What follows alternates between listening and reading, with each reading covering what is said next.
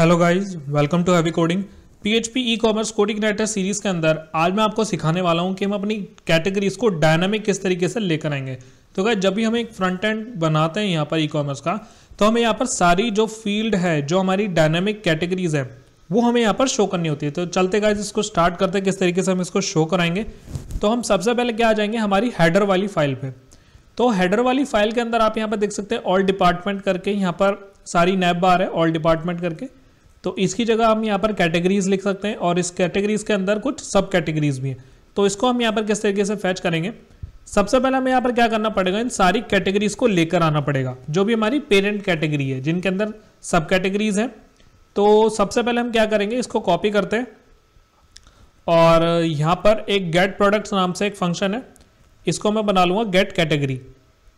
तो गेट कैटेग नाम से ऊपर ऑलरेडी फंक्शन है, मैं यहाँ पर बना लूंगा गेट कैटेगरी। यहाँ पर इसका नाम दे देंगे गेट कैटेगरी अंडरस्कोर नैब, मतलब हमारी नैब बार के लिए कैटेगरी यहाँ पर क्रिएट होगी। इसी का हम यहाँ पर नेम भी दे देंगे एरे का। और चलते हम अपने मॉडल में आते हैं और मॉडल के अंदर हम एक क्वेरी बनाएंगे किस चीज़ की, जो हमारी कैटेगरीज को फैच कर लेकर आएगा। तो चलते हैं यहाँ पर एक पब्लिक फंक्शन बनाते हैं और एक पब्लिक फंक्शन के अंदर गेट कैटेगरी नैब नाम का फंक्शन बनेगा। इसके अंदर हम सेम ऊपर वाले फंक्शन बना लेते हैं और इस फंक्शन को मैं कर दूंगा यहाँ पर कॉपी और पेस्ट। अब इसके अंदर क्या क्या चीज़ें चाहिए, मुझे वो कैटेगरी चाहिए जिनका स्टेटस 1 हो, जो कि एक्टिव हो, और साथ ही साथ इसमें हमें क्या चाहिए, जिसकी पेरेंट आईडी क्या हो, ब्लैंक हो। मतलब जो भी जिसकी पेरेंट आईडी नल होगी वो मुझे कैटेगरी निकाल के दे देगा। अब इसके अंदर हम क्या करेंगे, अगर रोज यहाँ पर एग्जिस्ट करती है तो ये रिजल्ट में मुझे डेटा दे दे। अब हम यहाँ पर पेरेंट की आईडी कैटेगरी नल क्यों कर रहे हैं, क्योंकि जब हमने यहाँ पर कैटेगरी क्रिएट करी थी, इस कैटेगरीज के अंदर आप देख सकते हैं कि पेरेंट की आईडी नल है। तो ये हमारी पेरेंट कैटेगरी, क्योंकि सबसे पहले हम यहाँ पर पेरेंट कैटेगरी दिखाएंगे। तो जहां पर जिनकी पेरेंट कैटेगरी नल है, ब्लैंक है, वो मुझे ये फेच करके दे दे सारी कैटेगरीज को। अब हमें यहाँ पर पेरेंट कैटेगरी मिल चुकी है। एक बार यहाँ पर गेट कैटेगरी नैब है, इसको हम क्या करेंगे, प्रिंट करा के देखेंगे। तो मैं यहाँ पर इसको कर लेता हूँ प्रिंट और डॉलर डेटा, इसके अंदर हम इस एरे को प्रिंट कर लेते हैं और इसके बाद हम लगा देंगे डाई। चलते एक बार ब्राउजर पे और यहाँ पर आके मैं रिफ्रेश करता हूँ, तो आप यहाँ पर देख सकते हैं सारी कैटेगरीज आ चुकी है। हेडफोन्स और यहाँ पर आ चुके हैं मोबाइल फ़ोन, एचडी कैमरा। तो ये हमारी कैटेगरीज फैच होके आ चुकी है। इसको यहाँ से रिमूव करते हैं और चलते हैं हमारी हेडर वाली फाइल में। तो ऑल डिपार्टमेंट की जगह सबसे पहले मैं यहाँ पर क्या करूँगा, ऑल कैटेगरीज, तो ताकि हमारे यूज़र को आसानी रहे उसको डेटा को निकालना, मतलब जो भी प्रोडक्ट को निकालना चाहते हैं तो वो यहाँ पर उसको आसानी से मिल जाएगा। तो सबसे पहले हमें सारी कैटेगरीज को ऐसे प्रिंट कराना पड़ेगा। और इसके अंदर हमें एक और चीज़ यहाँ पर ध्यान रखनी है कि किसी के अंदर हमारे पास सब कैटेगरीज भी होंगी। तो जो जो सब कैटेगरीज होंगी उसके अंदर हमें एरो भी दिखाना है और यहाँ पर एक पैनल भी खुलकर आएगा। तो चलते हैं इसको सीखते हैं।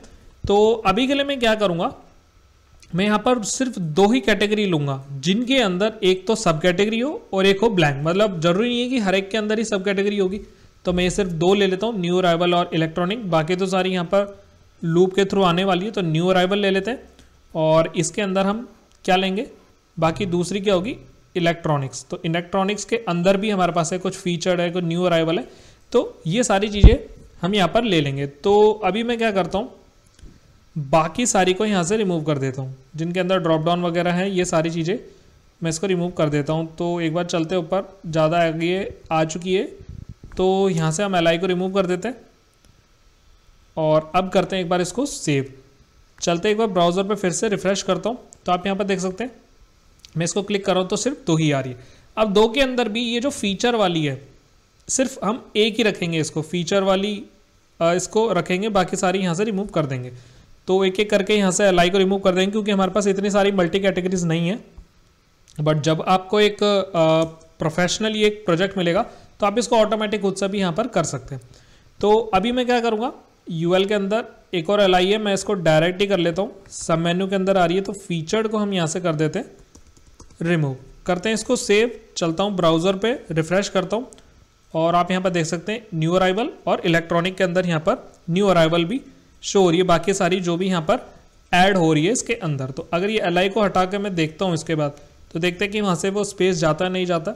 अब इसके अंदर आते हैं तो यहाँ से वो जा चुका है, एल आई का हमारे पास यूज़ रहेगा ही रहेगा, तो एल आई को हम यहाँ पर कर लेते हैं।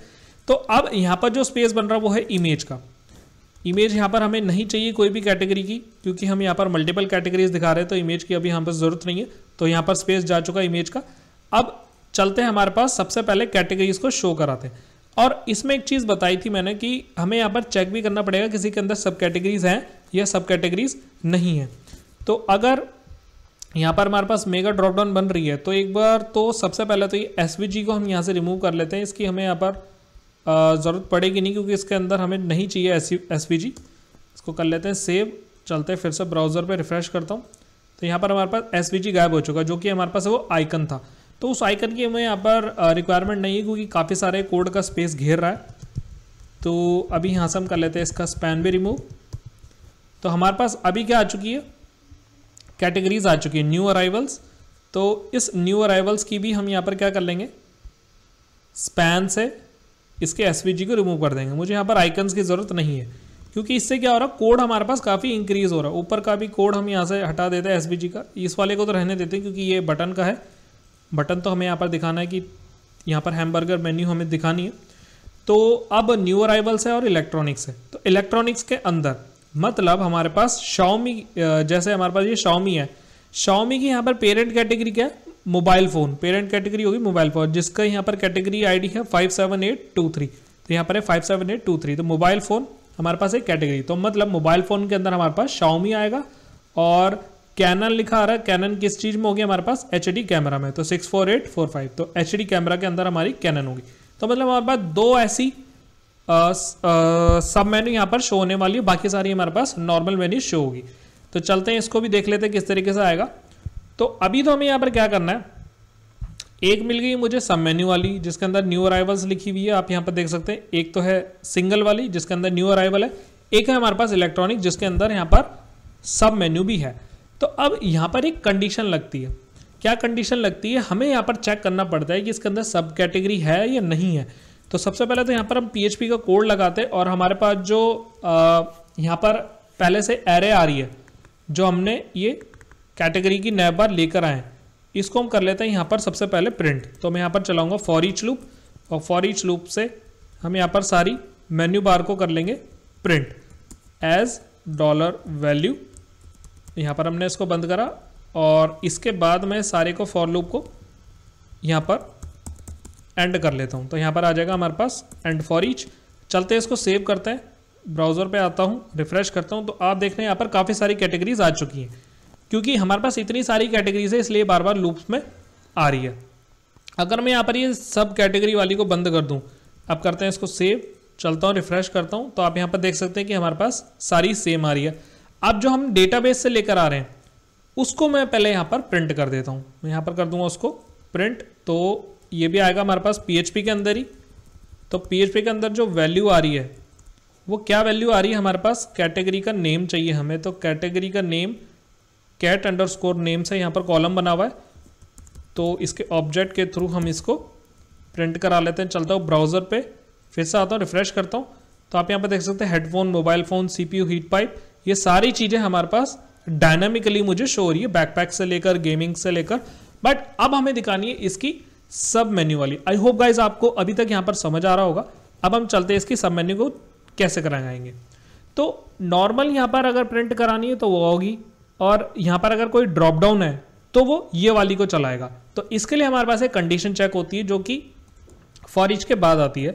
तो मैं यहाँ पर क्या कर लेता हूँ, PHP को नीचे कर देता हूँ, और यहाँ पर एक कंडीशन लगाएंगे कि यहाँ पर चेक करेगा सब कैटेगरी। तो चेक सब नाम से एक वेरिएबल होगा, चेक सब कैटेगरी, और इसके अंदर कंडीशन आएगी कि अगर वो ट्रू है, मतलब उसके अंदर आती है कोई सब कैटेगरी उसको मिलती है, तो वो इस वाली को चलाए, इस वाले ULLI को चलाएगा अगर उसके अंदर कोई सब कैटेगरी मिल रही है। तो इसको कर लेते हैं कट, और यहाँ पर आता है हमारे पास अगर उसको सब कैटेगरी मिल रही है तो वही ये वाली चलेगी।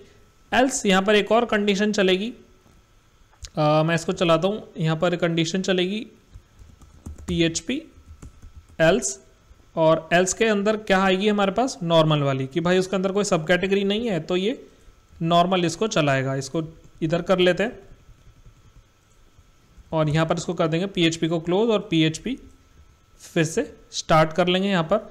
और लास्ट में आ जाएगा हमारे पास एंड इफ, क्योंकि हमने इफ कंडीशन ऊपर लगाई है तो एंड इफ आ जाएगा। तो अब यहाँ पर हमें कैसे पता लगेगा कि भाई हमारे पास कैटेगरी सब कैटेगरी है या नहीं।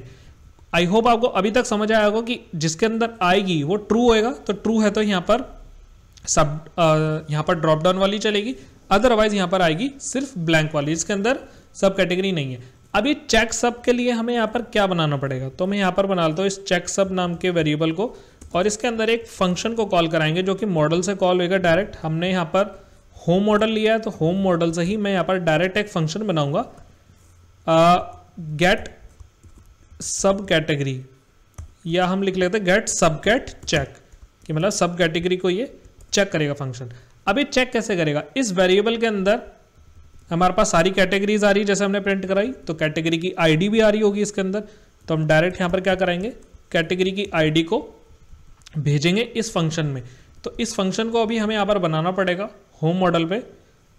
तो क्या करूँगा मैं, कॉपी पेस्ट करा मैंने इसको यहाँ पर, और यही सेम फंक्शन को मैंने यूज़ कर लिया सब कैटेगरी के लिए, और इस फंक्शन का नाम हम यहाँ से लिख लेते हैं और कर देते हैं कट। अब कंडीशन क्या लगेगी कि भाई जहाँ पर ये स्टेटस तो 1 रहेगा ही रहेगा, जहाँ पर यहाँ पर पेरेंट कैटेगरी क्या हो जो हमें वहाँ से मिल रही कैटेगरी की आईडी, अगर जो हमें कैटेगरी की आईडी किसी के पेरेंट के अंदर मिल रही है तो ये समझ जाए कि भाई इसके अंदर सब कैटेगरी होगी। कैसे, यहाँ पर हेडफोन है, हेडफोन की आईडी जा रही है उस वाले फंक्शन में। अब यहाँ पर ये चेक करेगा कि भाई जो हेडफोन वाली आईडी है वो किसी की पेरेंट आईडी है या नहीं, बिल्कुल भी नहीं है। अब जब वो आएगा Xiaomi की तरफ, मतलब नीचे अगर वो मोबाइल फ़ोन में आता है तो मोबाइल फ़ोन किसी की पेरेंट कैटेगरी है या नहीं है, बिल्कुल है। यहाँ पर पेरेंट कैटेगरी है 57823 57823, तो ये बता देगा ट्रू, इसको ये रिटर्न क्या करेगा, ट्रू, कि भाई ये इसकी पेरेंट कैटेगरी है। तो अगर ये नम रोज है, मतलब उसको रोज मिल रही है, तो यहाँ पर हम ट्रू रिटर्न कर देंगे, अदरवाइज इसको कर देंगे फॉल। मतलब जिसकी पेरेंट कैटेगरी ये वाली कैटेगरी आईडी है तो मतलब उसके अंदर एक सब कैटेगरी है। आई होप आपको समझ आ रहा होगा किस तरीके से मैं यहाँ पर बता रहा हूँ कि जिसकी पेरेंट आईडी कैटेगरी आईडी है, जिसकी पेरेंट आईडी कैटेगरी आईडी है, वो यहाँ पर इसको ट्रू रिटर्न कर देगी, भाई इसके अंदर ये एग्जिस्ट कर रहा है। तो अगर वो ट्रू रिटर्न कर रहा है तो एक बार देख लेते चल के कि क्या आ रहा है। रिफ्रेश करता हूँ, यहाँ पर आता हूँ तो यहाँ पर आ रहा है इलेक्ट्रॉनिक्स। अभी पहले यहाँ पर आ रहा था मोबाइल फ़ोन, तो मोबाइल फ़ोन की जगह यहाँ पर मोबाइल फ़ोन ही आना चाहिए, और यहाँ पर आ रहा है इलेक्ट्रॉनिक्स। तो मैंने बताया था यहाँ पर 2 ही सब कैटेगरीज आएगी, क्योंकि 2 के अंदर ही है। एक तो मोबाइल फ़ोन के अंदर है, मोबाइल फ़ोन यहाँ पर आ रहा है, दूसरी आएगी कैनन, जो किसके अंदर आ रही है, HD कैमरा। तो HD कैमरा यहाँ पर शो होना चाहिए, तो मतलब 2 के अंदर हमारे पास सब कैटेगरी आ रही है। तो इससे आपको पता चल जाएगा कि भाई अगर ट्रू है, यहाँ पर अगर ट्रू है, चेक सब ट्रू कर रहा है, तो एक बारी में ये चलाएगा, क्योंकि सबसे पहले जो कैटेगरी आ रही है वो हमारी कैसे आ रही है, यहाँ पर हेडफोन्स। तो हेडफोन्स के अंदर उसको नहीं मिला ट्रू, तो वो क्या कर, हेडफोन्स किसी की पेरेंट आईडी है ही नहीं, किसी के अंदर पेरेंट आईडी आई नहीं रही है हेडफोन्स की 52972 नहीं है, बट मोबाइल फोन है 57823 इसके अंदर है, तो उसने इसको क्या रिटर्न कर दिया, ट्रू, कि भाई हाँ इसके अंदर सब कैटेगरीज हैं। उसके बाद टैबलेट के बाद क्या आता है, टैबलेट के बाद आ रहा है HD कैमरा। HD कैमरा यहाँ पर आएगा, तो HD कैमरा के अंदर आएगी। तो अब हमें यही चीज़ को दोबारा से प्रिंट कराना है कि भाई जिसके अंदर आ रही है तो ये वाला यहाँ पर LI चले, अगर किसी के अंदर नहीं है तो वो सिंपल वाला LI चले। अब इलेक्ट्रॉनिक्स की जगह हमें वही कैटेगरी नेम प्रिंट करानी, क्योंकि हर बार वही तो आएगी बार बार जब लूप आएगा। अब मैं यहाँ पर क्लिक करता हूँ तो मोबाइल फोन्स के अंदर ये आ रही है, HD कैमरा के अंदर ये आ रही है। अब हमें यहाँ पर प्रिंट करानी है उसकी सब कैटेगरीज। तो सब कैटेगरीज कैसे प्रिंट होगी, सब मेन्यू के अंदर ही आएगी भाई। तो अगर उसके अंदर सब कैटेगरीज मिल रही है तो वो सब कैटेगरीज यहाँ पर आएगी। तो इसकी जगह हम यहाँ पर क्या कर सकते हैं, हम यहाँ पर जो जिस चीज़ की आईडी है सब कैटेगरी, उसको हम यहाँ पर फाइंड कर सकते हैं फॉर ईच लूप की हेल्प से। तो अभी ये तो बना है इसकी सब कैटेगरी चेक करने का, अब हम बनाएंगे इसमें से फैच करने का, कि इसकी सब कैटेगरीज यहाँ पर मुझे फैच करके लाए। तो UL के बाद मैं आता हूँ, एक फंक्शन बनाऊंगा यहाँ पर एक और फंक्शन बनाऊंगा। यहाँ पर होगा गेट सब कैटेगरी चेक था पहले, और अब मैं बना लूँगा यहाँ पर सब कैटेगरी, कि ये मुझे सब कैटेगरी ला कर देगा, और इस फंक्शन का नाम गेट सब कैट कर देते हैं, या सब कैटेगरी भी कर सकते हैं हम यहाँ पर, इसको कोई इशू नहीं है। गेट सब कैटेगरी, अब ये सब कैटेगरी निकाल के देगा। सेम वो यहाँ पर चलेगी, वही कैटेगरी यहाँ पर पास होगी। ऊपर थी रिटर्न ट्रू और फॉल्स, ताकि चेक करूँ यहाँ पर हम उसकी वैल्यूज़ को भी लेकर आएंगे सारी की सारी। तो PHP यहाँ पर कर देते हैं बंद एक बार। तो यहाँ पर एक फंक्शन बनाते हैं गेट सब कैटेगरीज का, सेम यही बनेगा इसके अंदर। कॉपी कर लेते हैं इसको और यहाँ पर कर लेते हैं पेस्ट, और इसका नाम ही हम यहाँ पर बदल देंगे गेट सब कैटेगरी। तो जिस कैटेगरी के अंदर पेरेंट आईडी ये हो, उसकी इस बार मुझे रिटर्न ट्रू ना करे, इस बार उसका क्या करे, रिटर्न रो में से क्वेरी में से रिजल्ट निकाल के दे, मतलब उसके अंदर जितनी भी हो वो मुझे निकाल के दे दे, अदरवाइज रिटर्न फॉल कर दे। तो फॉल्स तो होगा ही नहीं पहली बात तो, क्योंकि उसके अंदर आनी ही आनी है, क्योंकि अगर किसी की सब कैटेगरी मिल रही है तो वो तो रिजल्ट देगा ही देगा। तो रिजल्ट आया हमारे पास। एक बार चलते हैं कि कोई एरर तो नहीं जनरेट हो रहा वहाँ पर। इधर आता हूँ, रिफ्रेश करता हूँ, तो यहाँ पर अभी कोई एरर जनरेट नहीं हो रहा। अब new arrivals best seller top rated, new arrivals best seller top rated, इसकी जगह हमें सिर्फ इसी की प्रिंट करानी है, जो इसकी खुद की आईडीज़ होंगी, जो इसकी खुद की कैटेगरीज होंगी। तो फिर से यहाँ पर हम फॉर ईच लूप का यूज़ करेंगे, उसके अंदर भी मल्टीपल कैटेगरीज होंगी। तो कैसा आएगा यहाँ पर, सब कैटेगरीज। तो अब जो इसकी सब कैटेगरीज है वो एज अ वैल्यू, आप सेम वेरिएबल ले सकते हैं, बट मैं यहाँ पर ले लेता हूँ वैल्यू 2 या सब कैट नाम का एक मैंने वेरिएबल ले लिया। और यूएल के बाद li आ रहा है, तो li के बाद हम इसको कर लेंगे एंड फॉर ईच को कर देंगे बंद। जैसे हमने यहाँ पर कैटेगरी का नेम लिया, हमें सेम ही कैटेगरी नेम चाहिए, यहाँ पर हम कर लेंगे पेस्ट, बाकी को कर देंगे यहाँ से रिमूव, हमें इनकी ज़रूरत ही नहीं, क्योंकि लूप से यहाँ पर बार बार प्रिंट होने वाली है। चलते हैं यहाँ पर और इस सब कैट नाम के वेरिएबल को मैं यहाँ डाल देता हूँ। चलते हैं एक बार ब्राउज़र पे देखते, कोई एरर तो शो नहीं हो रहा है। इस पर आता हूँ, मोबाइल फ़ोन पे आता हूँ, तो यहाँ पर आप देख सकते हैं Xiaomi आ रहा है यहाँ पर लिखा हुआ, और HD कैमरा के अंदर आ रहा है Canon। तो जैसे जैसे हम यहाँ पर बैकएंड में डालते जाएंगे, इसकी सब कैटेगरीज यहाँ पर आती जाएगी। एक बार देख लेते हैं कि इसका थोड़ा साइज़ बहुत बड़ा है। यहाँ पर जब हम इसको होवर कर रहे हैं तो मेगा मेन्यू का यहाँ पर साइज़ बहुत बड़ा है। इसमें जो मिनिमम विड्थ दे रखी है वो दे रखी है 850, तो मेन डॉट CSS में 850 यहाँ पर इसकी मिनिमम विड्थ दे रखी है। तो एक बार इसको होवर कर लेते हैं और यहाँ पर इंस्पेक्ट करते हैं अब, और एक बार इसको कम करके देखते हैं। तो यहाँ पर जो 850 इसकी काफ़ी सारी मिनिमम विड्थ दे ही रखी, इतनी बड़ी हमें यहाँ पर मेगा मेन्यू की ज़रूरत है नहीं, क्योंकि हम यहाँ पर कुछ कम ही यहाँ पर यूज़ करने वाले हैं। तो इसको रख लेते हैं 300, तो 300 पिक्सल इज इनफ, 300 पिक्सल हम रख लेते हैं। अब इस वाली क्लास को ढूंढ लेते हैं CSS के अंदर। तो एक बार चलते हैं यहाँ पर एसेट्स फ्रंट CSS, और यहाँ पर जो फाइल है main.css, और चलते हैं यहाँ पर इसको सर्च कर लेते हैं। 850 लिखा हुआ है यहाँ पर, इसको कर लेते हैं 300 पिक्सल्स। चलते एक बार ब्राउज़र पे फिर से रिफ़्रेश कर लेता हूँ, सेव वो हो चुका होगा। ऊपर आते हैं और यहाँ पर जो है हेडर में आते हैं, ऑल कैटेगरीज पे आता हूँ, मोबाइल फ़ोन पे Xiaomi, HD में कैमरा में Canon।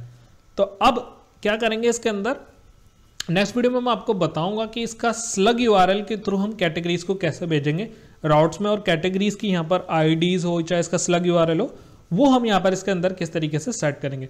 और इस वीडियो में आप देख सकते हो कि शॉप, प्रोडक्ट, कूपन्स, ब्लॉग्स, ये सारी चीज़ें हमें यहाँ पर इसकी ज़रूरत है नहीं। वैसे इसको हम यहाँ से रिमूव करेंगे किस तरीके से, तो वो नेक्स्ट वीडियो में मैं आपको बताने वाला हूँ। तो गाइज़ अगर कुछ भी डाउट रहेगा इस वीडियो में मुझसे कमेंट सेक्शन के अंदर ज़रूर पूछना। सो गाइज़ इस वीडियो में इतना ही। Thank you so much.